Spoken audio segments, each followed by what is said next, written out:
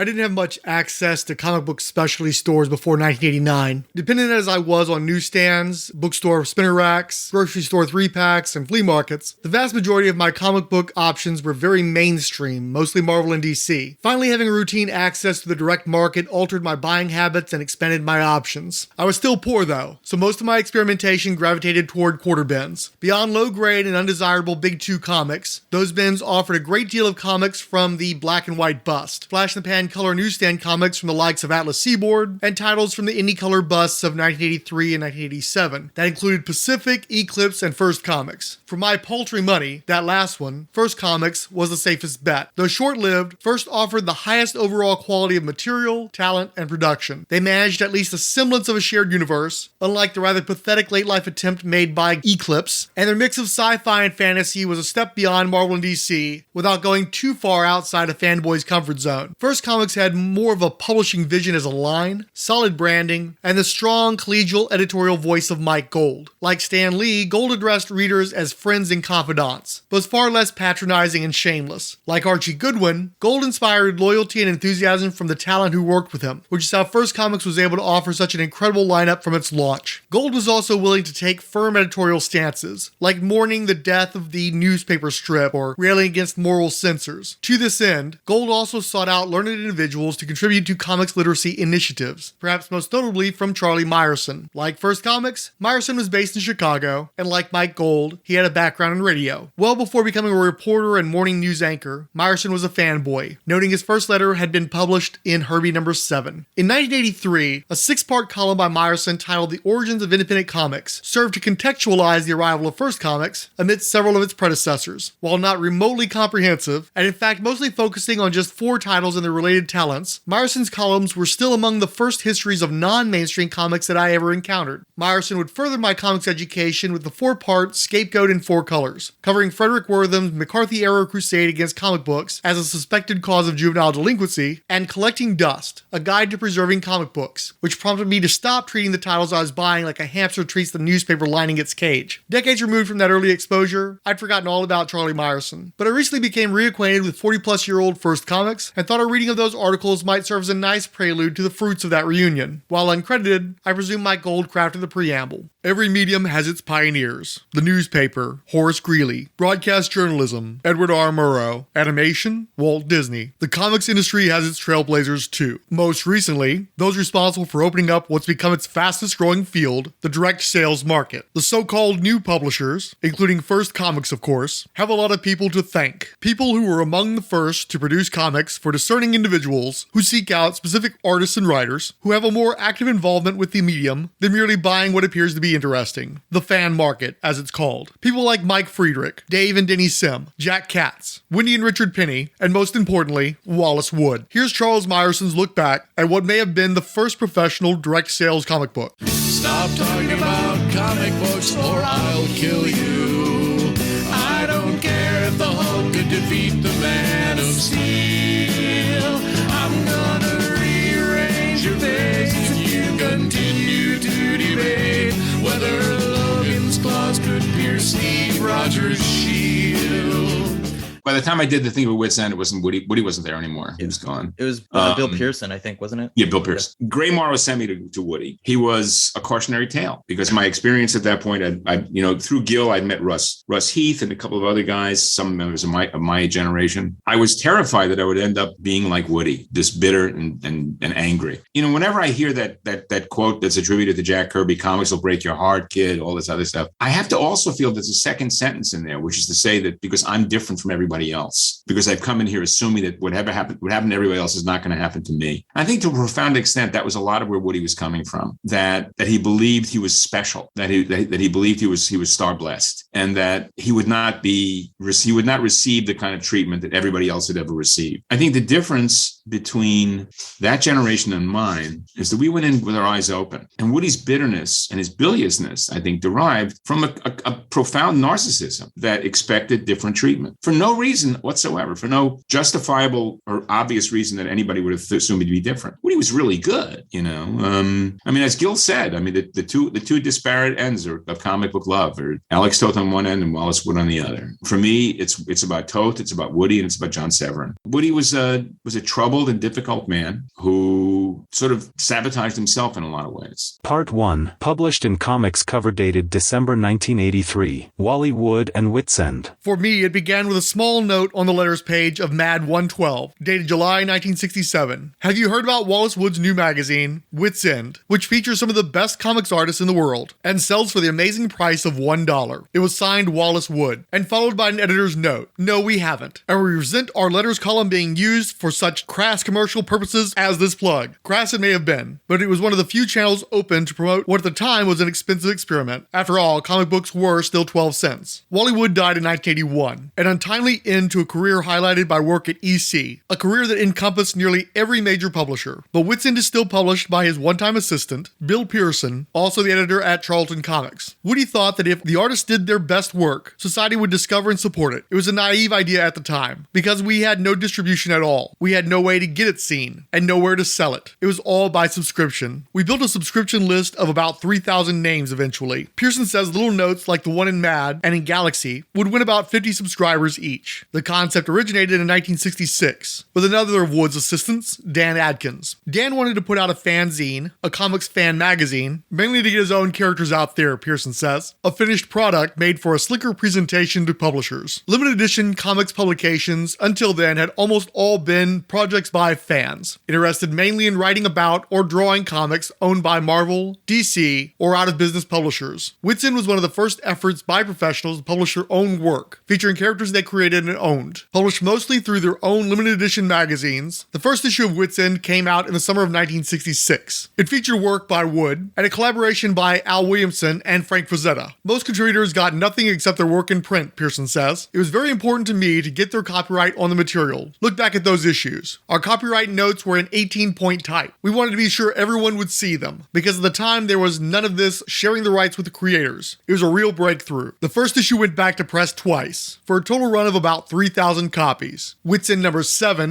1970, hit a peak of only 6,000. It was never a money-making venture, Pearson says, and when it became obvious I wasn't going to be able to maintain a regular schedule, we had to give up subscriptions. 12 issues over 17 years is not a publication record to make others envious. But the contents. Witzend number 3 featured the debut of Steve Ditko's Mr. A humorless, no-compromise crime fighter who showed some of us a side of Ditko we never knew. And it gave us an idea of what Spider-Man might have been like without Stan Lee. Issue number 7 included a 2-page rebuttal, a Pearson, Tim Battersby satire titled Mr. E, Master of Mayhem by Steve Dictato. Witzend number 4 offered the debut of Wood's Wizard King illustrated serial, which he later expanded for his own series, Woodwork. The character design for Wizard King may have served as inspiration for Wendy and Richard Pini's Elfquest. Witzend number 7 cover featured a story by the late Vaughn Baudet, very much alive at the time, including characters which, along with Woods, would later serve as models for Ralph Bakshi's animated film Wizards, and it featured early work by Bernie Wrightson. Pearson says contributors thought of Witzend as a showplace, a place they wanted their work to be seen. Ditko, he says, was so enthusiastic he even helped with the envelope stuffing and other routine work. Even after Wood left, selling Pearson his publication company for the grand sum of $1, Pearson says Wood didn't like to see an issue without some woodwork in it. Pearson is quick to point out that, in addition to that single dollar, he agreed to fulfill Wood's guarantees to subscribers, several $1,000s worth of printing and postage expenses. To fans and pros in the 1960s and 70s, who were used to comics produced under the strict standards of the Comics Code Authority, Witzend was another world. Women went naked or semi-naked, some in fashions that might pass the code today, but not then. Blood flowed more freely. Don Martin's characters engaged in bodily functions you wouldn't have seen in Mad. At the time, I found it a little disturbing, at first. I had trouble accepting comics characters who did that stuff, but it grew on me, and Wood & Company made clear they weren't in it for popular acclaim or money. Editorial, Witzend number 2. We will not have page after 300 page of ads for absolutely essential products like pimple creams, 2-mile binoculars, and fetish pictures to hustle. We are counting on your appreciation of our material. It was the foundation for a publishing revolution, leading eventually to Mike Friedrich's Star Reach, Dave Sims' Cerebus, the Pini's Elfquest, major concessions to creators at the established companies, and of course the creation of First Comics. But in Pearson's words, it's an antique now. There are markets now paying for material that is pure expression by the artist. That was our whole thing. The artists could do their own work, and writers could create their own stories. Does the new and growing market for creator-owned comics mean that independent, non-profit publications like Witzend are doomed? Pearson doesn't think so. There will always be people so interested in putting out their own product, from cover to cover, that they'll still want to publish their own material. People will have to do every bit of it themselves. I think as a comics creator, this is the best time ever for that, for one to create comics. I was working in an era when the comics were owned by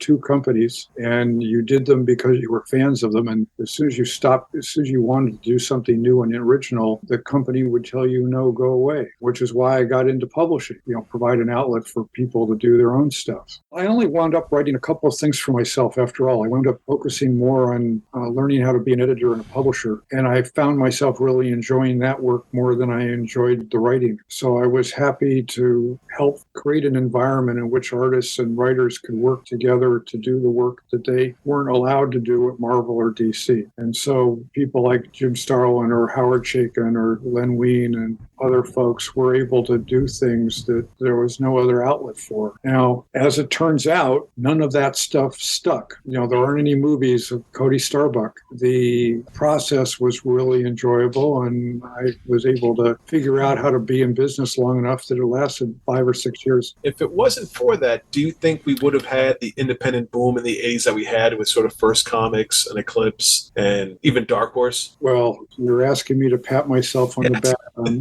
I'm willing to do that, yes. Part 2, January 1984. Mike Friedrich and Star Reach. You may have a hard time believing it after buying this comic at a store where the owner actually reads and likes comics, but there was a time when most fans bought their comics at places where the people behind the counter and the magazine distributors behind them didn't know Superman from Spider-Man. That was before Mike Friedrich founded Star Reach, probably the first commercially distributed comic book specifically aimed at the fan market. Star Reach took the idea of creator-owned material championed by Wally Wood's Witzend and made it more available to fans than ever before. In 1972, Friedrich was an experienced fan-turned-pro, with writing credits for Batman, Iron Man, and Green Lantern, among others. Living in California's Bay Area near San Jose, he was then one of the few comics pros residing outside the New York area. That isolation from the heart of the comics industry may have added to his insight. For years, I'd been visiting Bob Sidebottom's comic collector shop, one of the first specialty stores in the country, Friedrich recalls. I'd picked up a lot about the problems of distribution through the standard system. At the time, DC and Marvel had no interest in providing material he could sell beyond what they were already doing. They weren't interested in his opinions because he was one store and he didn't count. Being a comic store, he even more didn't count because he was dealing with the fans. That was also about the time Jim Steranko was shucking a praise-studded career as a Marvel artist and writer to form his own publishing company, Super Graphics, which now publishes the Media Magazine Preview. And the underground comics business was in full flourish, with creators owning their material and collecting royalties from publishers, like the book and record industries. So, Friedrich says, he began to sense opportunity knocking. I had some contacts with artists and writers. I figured there was a big enough market through distributors like Bud Plant and Phil Souling to put something out and see if it would work. Star Reach #1 came out in 1974.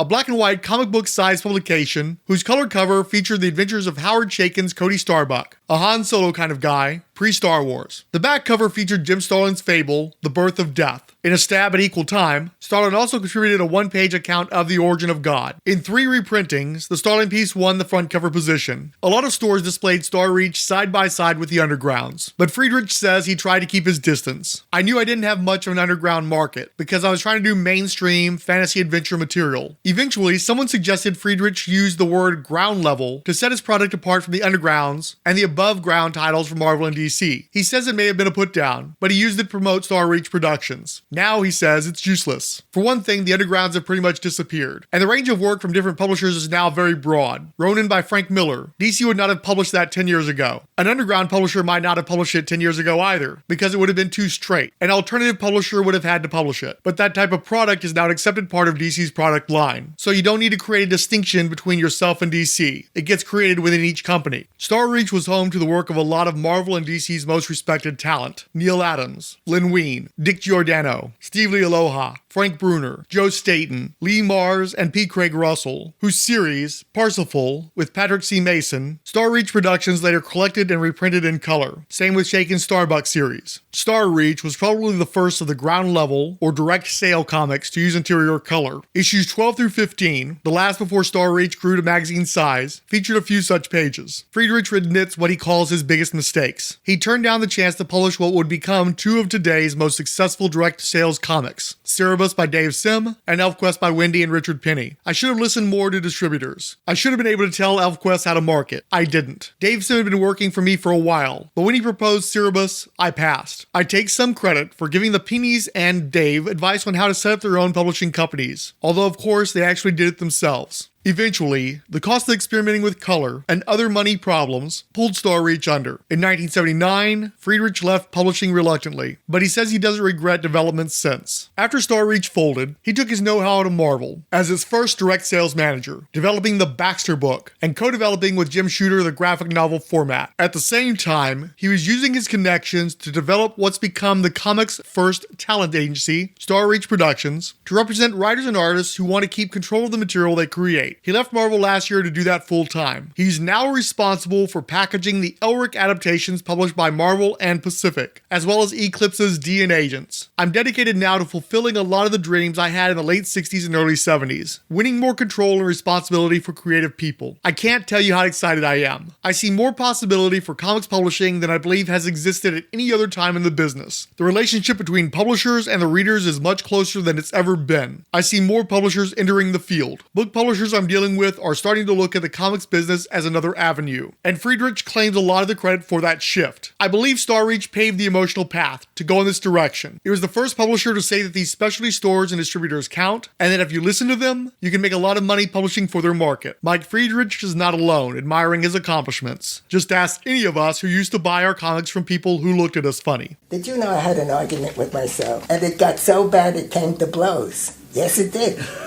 And there we were, rolling in the gutter. And we had to be separated like two dogs in heat.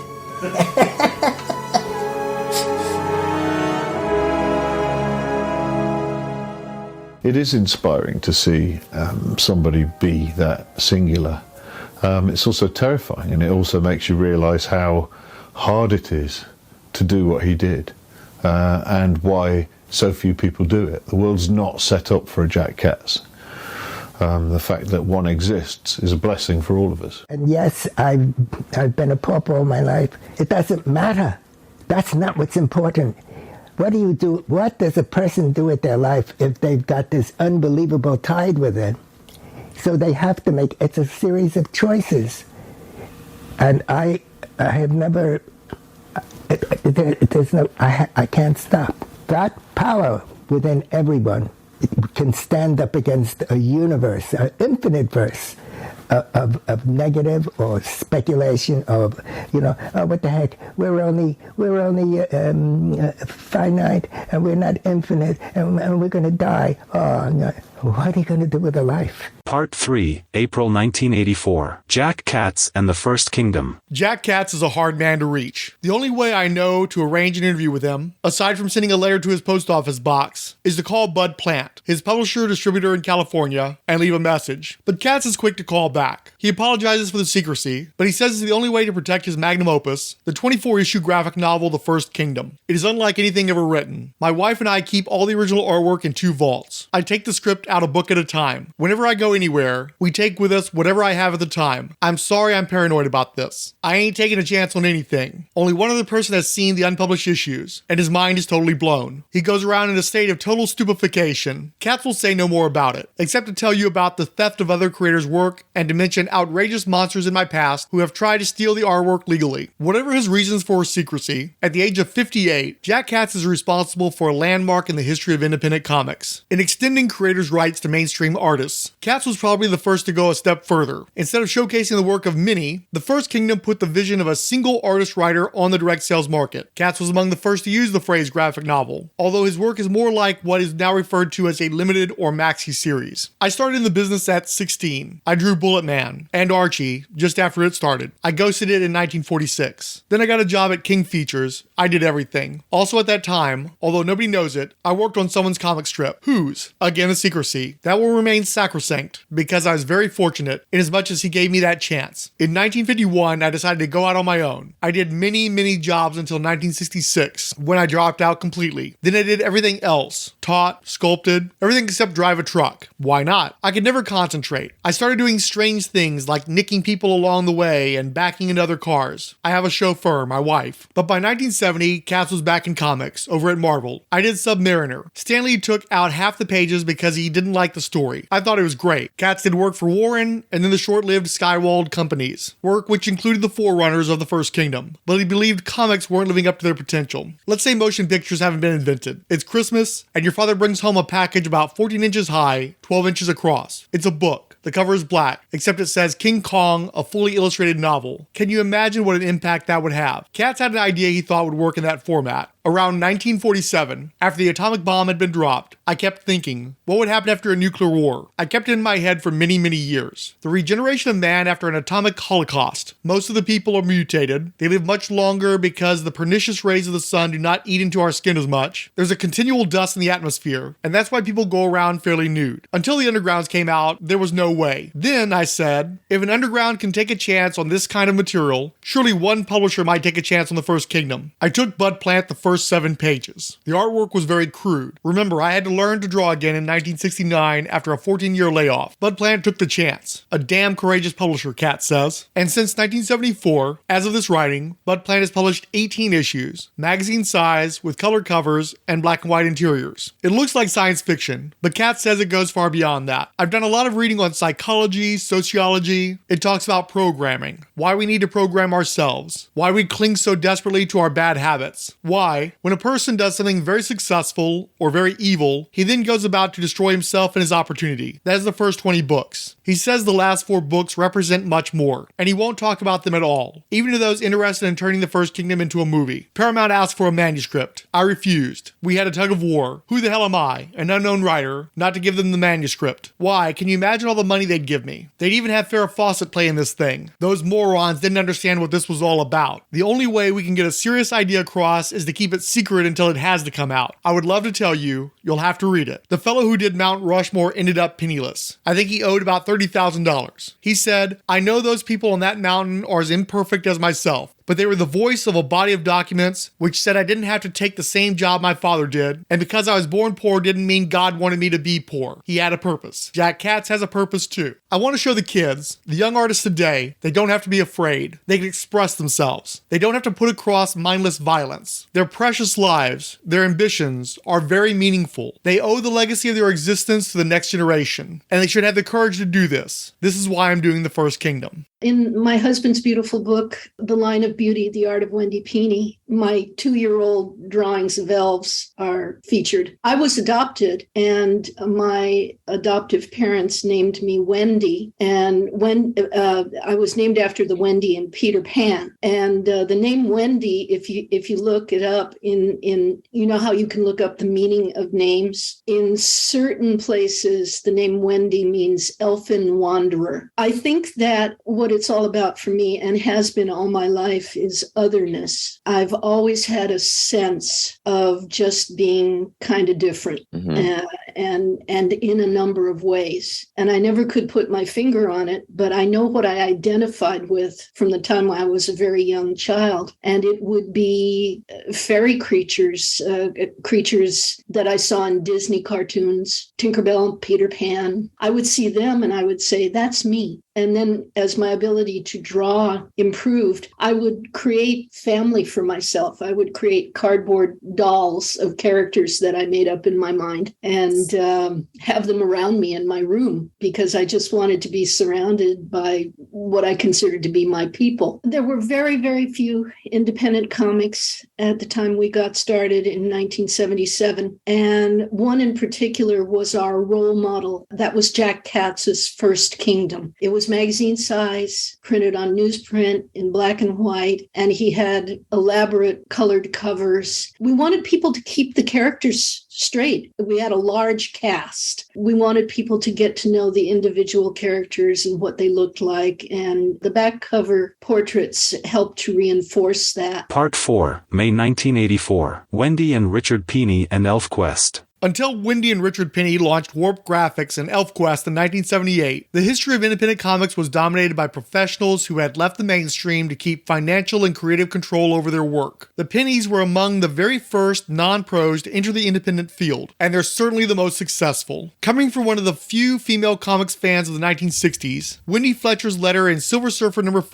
1969, caught the eye of Richard Pini. It was a very optimistic, kind of upbeat letter. I enjoyed the tone very much, he says, so I began corresponding with her. 3 years later, they married. Wendy Pini just about dropped out of the comic scene, devoting herself to freelance science fiction illustration, which led her to a science fiction convention in 1976. There she met Frank Thorne, who was drawing Red Sonja for Marvel. He was such a delightful person, she says. We just kind of got caught up in his interest in Sonja. Wendy rejoined comics fandom. For a couple of years, she appeared at conventions, somewhat scantily dressed as Sonja, performing skits with Thorne. But others coveted the Sonja role, and Wendy took some criticism from fans who thought her outfit didn't enhance the image of women. All of that, she says, has no bearing on Elfquest, except that it put me in the public eye. It challenged me to face criticism and got me a certain amount of notoriety. It helped me gain confidence. Eventually, she says, she and Richard asked themselves, why should we give Marvel free publicity when we can do something for ourselves? That something turned out to be Elfquest. In Wendy's words, a fantasy romance adventure with a dash of science fiction. It's about a tribe of elves seeking other members of its race and ultimately its origins. Wendy denies speculation that Elfquest's characters may have been influenced by Wally Wood's Wizard King. The whole universe is Wendy's, Richard says. We can show you characters who very strongly resemble those in Elfquest today. Neither of us saw Wizard King until Seagate published the book, substantially after Elfquest started. Wendy says she was inspired by J.M. Barrie's Peter Pan and by Walt Disney's animation. From inspiration to pulp was a big jump. Richard, who handles Warp's business and editorial chores, says we didn't know squat about publishing. From Marvel and DC, we got polite thank yous. Bud Plant and Mike Friedrich said they really didn't want to take the gamble. Eventually, they found a small independent publisher and cut a deal that, after months' delay, saw Elfquest's first installment in Fantasy Quarterly number 1, March 1978. While we were 20% happy it was finally out, we were 80% disappointed with the way it looked, Richard says. But they did print and distribute it. We received lots of positive feedback, and that encouraged us to try it on our own. We had to borrow a couple $1,000s from my folks, who were skeptical but willing to take a gamble. Warp Graphics printed 10,000 copies of Elfquest 2. They quickly sold enough to help the Pinis pay back Richard's parents within a few months. The only two independent comics distributors at the time, Bud Plant and Phil Souling, bought the whole print run, Richard says. When we went to do issue number 3, they said, yeah, we'll take the same amount. Around issue 4 or 5, word began to get out. That's when our print run started to grow. The print run for the latest issue, 17, was 85,000. After several reprintings, copies of issue 1 number more than 100,000. Unlike their predecessors, the Pinis seem to have entered this field intent not only on keeping their creative rights, but also on marketing them. Elfquest pages have included ads for Elfquest pewter figurines, t-shirts, an official fan club, full-color reprints, art portfolios, a novel from Playboy paperbacks, and a role-playing game. Plans for an animated film are in negotiation. For all its success, Elfquest will end as a black and white, magazine-sized comic with issue 20 due late this year. It seems idiotic, Richard says, but one thing that's always been important to us as one measure of Elfquest's success is how well it breaks out of the comics market. As far as the direct sales market goes, we're successful. The newsstand market we haven't scratched yet. Beginning next year, Marvel Comics will begin reprinting Elfquest in regular color format format for mass distribution. The reprints of the original editions will stop, but Richard says the reprint collections, in hard and soft covers, will continue. I want to make sure Elfquest is always available to the person who's just heard of it. 2 years ago, I left a job at IBM to devote full time to Warp graphics. A year from now, I don't want to go sit on a street corner and twiddle my thumbs with nothing to publish. Warp itself, hopefully, will continue doing comics magazines. And I intend to try book publishing, small run, high quality editions, but no color comics. After some soul searching and talking to Wendy, I decided that's not what I want to do. I really like the black and white magazine format. I think the independent industry is the best thing that's happened to comics in a long time. But if there's any regret, is that there's not enough true alternative product out there. The proportion of off-the-wall alternatives is getting smaller every day, in comparison to the number that look like mainstream books. That's not what Wendy and I were feeling when this independent industry was growing. Somewhere along the line, the number of titles suddenly grew like Topsy to compete for the fans' dollar. When that happened in the mainstream, in the 70s, you had things like the Great DC Implosion, and Marvel cutting titles with a machete. I wonder if the same thing is going to happen in the independent market. My name's Dave Sim. I wrote and drew a comic book called Cerebus between December 1977 and March 2004. That was one 6,000-page story.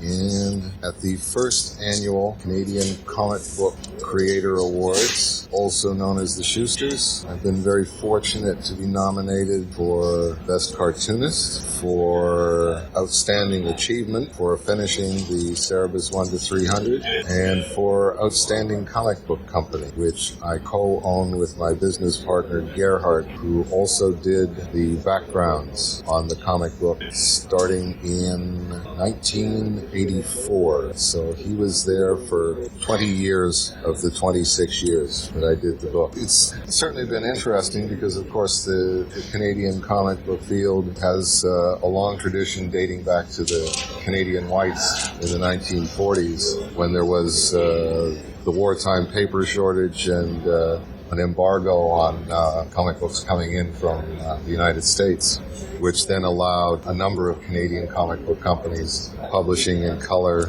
or with color covers and black and white interiors to start up for the first time have a indigenous comic book industry in Canada. The fact that I did Cerebus basically the same way with color covers and black and white interiors, I was always kind of happy about that it maintained the tradition. This is how we do it in Canada. Part 5, June 1984. Dave Sim and Cerebus. Dave Sim has a mission. My priority, he says, is to make sure that every month until March 2003, there will be a new 20-page segment of this 6,000-page story. That wasn't always the case. For one thing, his Cerebus the Aardvark began as a bi-monthly comic, and before the first issue appeared, late in 1977, his commitment was much more limited. In the words of his publisher and former wife, Denny, we said, why don't we do 3 or 4 issues? If we've lost money by then, we can ditch the whole project. In 1976, Dave Sim was a 20-year-old high school dropout, doing a lot of what he calls cartooning for money, doing tire ads, and working at the Now and Then Books comic shop in Kitchener, Ontario. Not far away, 25-year-old office worker, dancer, hamburger slinger Denise Lubert was looking to launch a writing career. A couple of friends and I were trying to form a writing group. I didn't read comics. Then my brother picked up a copy of Dark Fantasy, a collection of illustrated fiction assembled by the late Jean Day. I said, why don't we do one of these? She went to Now and Then, hoping to sell a fanzine she hadn't published yet. She met Dave, who had done some of the illustration for Dark Fantasy. He agreed to contribute to her project. They came up with a company name, Aardvark Vanaheim Press, and a mascot, an aardvark of course, whom they named after their magazine, Cerebus. It was to have been Cerberus, after the 3-headed dog of Greek mythology, but Denny misspelled the logo. Unfortunately, Cerebus the anthology went the way of many projects back then. We sent it out to be printed, Denny says, and the guy just took our money and disappeared. They never published the anthology, but her friendship with Dave endured. Denny had a regular job, Dave says. There was someone basically supporting me by feeding me and being emotionally supportive as well. After we started living together, it became obvious that comic books were what I wanted to do. Denny took the role of publisher. He needed someone who could present it in an unbiased manner to the distributors. Also, I had a basic idea that artists shouldn't have to deal with mundane aspects. Who's got their checks in? How are we going to get them out to people who didn't? And what box of books got lost this month? Even as a fan, Dave says, I knew I preferred any comic that said it came out bi-monthly and then came out bi-monthly. to any book that maybe was of better quality but didn't come out when promised. Irregularly published books just didn't feel like the bandwagon most fans are looking for. As a contributor to Star Reach, and as an editor for Orb magazine in Toronto, as Dave puts it, a fanzine trying to do it professionally, he was convinced interior color didn't work for non-newsstand comics. Orb tried color, even though it didn't work for Star Reach. Basically, it didn't sell more copies, and it wasn't necessarily more attractive. So Dave and Denny took the mascot of their ill-fated anthology and made him the star of a black and white comic book. In the beginning, it was mainly a series of takeoffs on Barry Smith's Conan artwork and on Sword and Sorcery comics in general. But Cerebus was possibly the first serious comic book-sized competition for newsstand comics in the direct sales market. Cerebus appeared a few months before Elfquest. Nevertheless, Dave says he owes a debt to Richard and Wendy Pini. Until issue 15 or 16 of Cerebus, I was basically just trying to do good comics. Seeing the enormous success of Elfquest, I became aware that it was very important to Wendy, and it was a story she wanted to tell. I started looking at Cerebus and saying, what do I want to say with it? Which changed the book from a sword and sorcery pastiche to the statement of political and social values or the basic quest for truth, moving comics away from adolescent power fantasies. I don't read a lot of comics. I try to read what is considered the world's great literature. You find basic themes, politics, religion, how men and women relate. Those are the kind of things I'm trying to explore in Cerebus. You can build a constituency of just 20,000 people. You're not as accountable to the marketplace as other media are. It would be tragic if that kind of medium weren't about to broaden its horizons so someone could come along and say, this is a pretty esoteric idea. I don't know how many comics fans are interested, but I'll be content about being able to say it to 5,000 very interested people. Cerebus's constituency has grown steadily. Print run for the first issue was 2,000. For the latest, number 56, as of this writing, 20,000. Dave and Denny announced their marriage between issues 6 and 7. They announced their separation in number 55. But Denny says their differences are personal, not professional. And Aardvark Van Heim goes on. In addition to Cerebus, which became monthly with number 14, the line is expanded to include Arn Saba's Neil the Horse, Bill Loeb's Journey, and Valentino's Normal Man. Dave is working on his second deck of Cerebus-inspired playing cards. He's writing commentary for a series of reprint anthologies, and his Cerebus art portfolio is a sort of pilot for what he hopes could become a short animated film. He's even working on a color Cerebus story for Marvel's Epic magazine. Dave says it could lead to a second Cerebus comic in color. Above all, though, he's committed to telling Cerebus's life story, month after month, until just after the turn of the millennium. I will have traced maybe 20 years of the character's life, finishing with his death in the final issue, because I believe there's a need for a more naturalistic comic book. Funny that a sword-wielding aardvark could usher in an era of more naturalistic comics, but that could be Cerebus's lot in the history of independent comics. I just couldn't care less if they bring back Craven,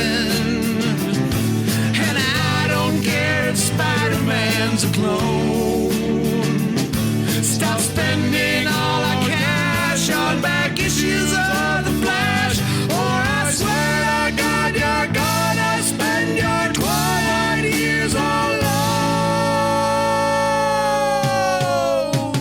Part 6, July 1984. The Future of Independent Comics. Independent comics still face some problems, but most new media has problems. Remember the battle between 78 RPM, 33 1/3 RPM, and 45 RPM records, 8 tracks and cassettes, VHS and beta videotape? Independent comics are a new medium. Different paper, different printing, different distribution, closer ties between creators and audience. The comic book you are now holding is as different from newsstand comics circa 1960 as Kubert is from I Love Lucy. Despite the growing pains, comics are bursting with new companies, new formats, and new ideas. As Star Reach publisher agent Mike Friedrich said earlier in the series, I see more possibility for comics publishing than I believe has existed at any other time in the business. I see more publishers entering the field. I see more small press, alternative people coming in to publish. 10 years ago, the comics industry was facing declining sales, wondering how long it had to live, but a dedicated fan market made it clear it would buy new formats and new material by favorite talent. The people who founded the independent comics field, including distributors such as Phil Souling and Bud Plant, responded, turning the comics industry around. Even so, to hear the critics tell it, all is not well. One after another, they've complained the fan market is strangling the industry by supporting little but superhero comics. Elfquest publisher Richard Pini. There's a lot coming out from Pacific and First and several publishers that is good product, but there's a certain sameness to it. Cerebus publisher Denny Sim. Comics right now are at a real crucial point. The publishers could be going into a real golden age, as far as creativity is concerned, working together we could introduce, not just stuff that sells real good right now, but the kind of books that 50 and 100 years from now, people will still be holding up and saying this is art. First Kingdom's creator,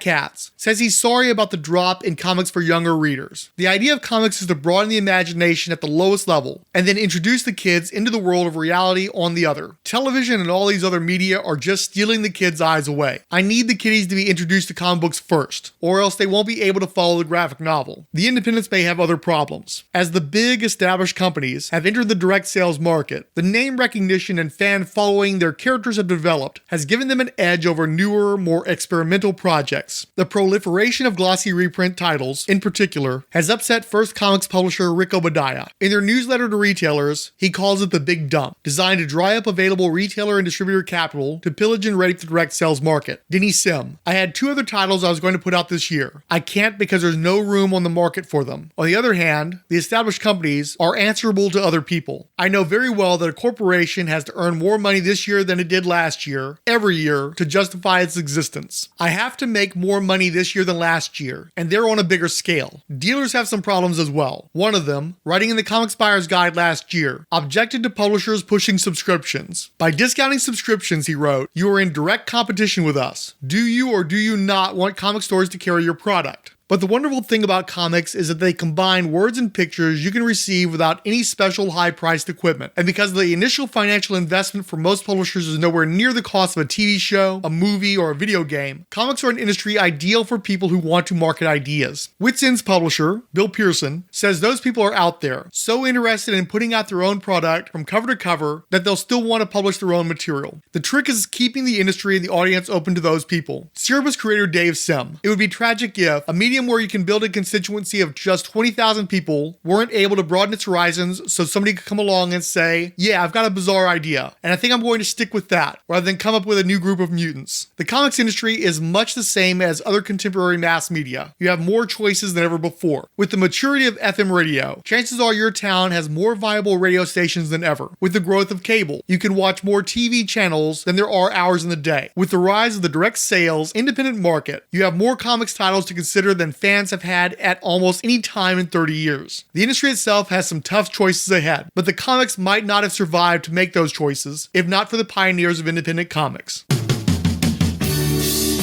can call them graphic novels.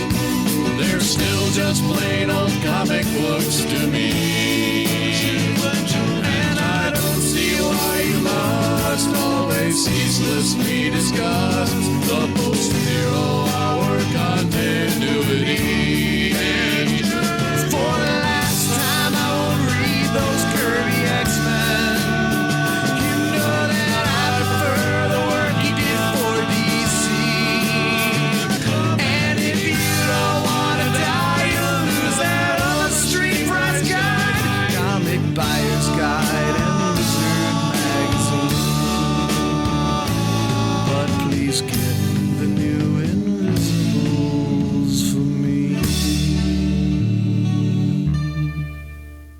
Following that bit of prognostication, here's a bit of the actual future awaiting our subjects. Witzend was reprinted by Fantagraphics as a 656-page, 2-volume hardcover slipcase set in 2014, with a best of edition released in 2018. Eclipse Comics released a 6-issue reprint series called Star Reach Classics in 1984, the last time material was printed under that branding. In 2013, Tomorrow's Publishing released Star Reach Companion, the complete history of the influential 1970s independent comic, but otherwise the legacy of Star Reach is increasingly forgotten, with little of the material having enjoyed any modern representation. The First Kingdom completed its 24-issue run in 1986, a year in which it was completely overshadowed by the likes of The Dark Knight Returns and Watchmen. Half the run was collected in 2 volumes in 2005 before the publisher went bankrupt. Titan successfully collected the series in 6 volumes, beginning in 2013 to little fanfare. The First Kingdom is rarely referenced today, and did not rate a Wikipedia entry separate from Katz's biography. Cerebus, on the other hand, was once very much spoken of as among the greatest works in comic book history, with peer and rival Alan Moore once noting, Cerebus, as if I need to say so, is still to comics what hydrogen is to the periodic table. The telephone book collected edition format proved to be as enormously profitable as they were physically intimidating, making Sim one of the wealthy rock star talents that inspired the Marvel artist exodus which formed Image Comics. Sim was also highly influential to the new generation of Vertigo writers whose work were seen to elevate the literary value of the medium. However, Sim had a life-altering experience in the last third of the run, radically shifting the story's trajectory towards a manifesto against feminism, embrace of religion, and an overall staunch conservatism, which soured much of the audience to his work. Sim has faced allegations of misogyny and child grooming, suffered a debilitating wrist injury, financial hardships related to his inability to draw, and otherwise been embattled in his relationship with the comics press and audience in general. At the same time, he continues to be a creator advocate, donating over $100,000 to the Comic Book Legal Defense Fund, and released his Holocaust project Judenhass into the public domain, where he has stated intent to leave Cerebus to the masses following his and Gerhard's deaths. Despite the early assumptions of professional viability, Dini Lubert ultimately left Canada for the US and took the Aardvark Vanheim publication slate with her. Now publishing as Renegade Press, Lubert continued and expanded upon all of the non-Cerebus titles from 1984 to 89 before folding. Notable titles included Howard Cruz's Barefoots, Bob Burton's Flaming Carrot, Colin and Beatty's Miss Tree, and Hancock and Cherka's The Silent Invasion. Elfquest's color reprint series through Marvel's Epic imprint collected the entire original run in 32 issues available on newsstands. This exposure helped the color bookshelf editions reach a much broader audience and maintain a strong bookstore presence throughout the 1980s. Warp Graphics was revived and published hundreds of comics, mostly Elfquest related, into the new millennium. Dark Horse Comics published the 24th and last issue of Elfquest, The Final Quest, on February 28, 2018, the day of the franchise's 40th anniversary. Probably the greatest success story of our subjects, Wendy and Richard Pini are still together in their early 70s, over 50 of those years spent in loving matrimony. As for Charles Meyerson himself, he's still a top Chicago area newsman. He maintained a radio presence from 1979 to about 2016, as well as being a Chicago Tribune online columnist and editor. He spent years as a bureau chief for FM News Chicago, has worked in collegiate journalism education, and since 2017 has run the independent news blog Chicago Public Square. He also has a business and blog called Meyerson Strategy, where he's digitized all his first comics articles if you like to read them there yourself. As for Amazing Heroes, our Tumblr representation came from Del Dracula Presents, who liked and reblogged Blackthorn Publishing's Timeline Color Comics. Pablo Gondo and Noise Mexico liked the Tumblr for Amazing Heroes podcast number 4, episode 4 being Continuity Comics Studio Graphic Associates Volume 2 Revengers. William Stout and others reblogged that same Tumblr. As for Amazing Heroes podcast number 5, Blackthorn Publishing's Timeline Color Comics, that was reblogged by Del Dracula. As for broader social media, 20th Century Geek Podcast, Anime Freaks, Anime Nostalgia, Dr. Ange, Bad Shapirak, Between the Pages, Billet Spy Vinyl, Billy Hines, Buddy, Casey Hyper, Charlton Hero, Chris Dunford, Chris Lydon, Coffee and Comics, Create a Personal Brand, Dan Like Comics, Devil Flyer Momentum, Dollar Bin Comics, Dirk Ashton, Ed Moore, Exploring Our National Parks, Fabio Buelva's La Impresa, Fog Weaver, Gregory Litchfield, The Hammer Strikes, Random Geeky Stuff, History of Comics on Film, I Was Joe Is,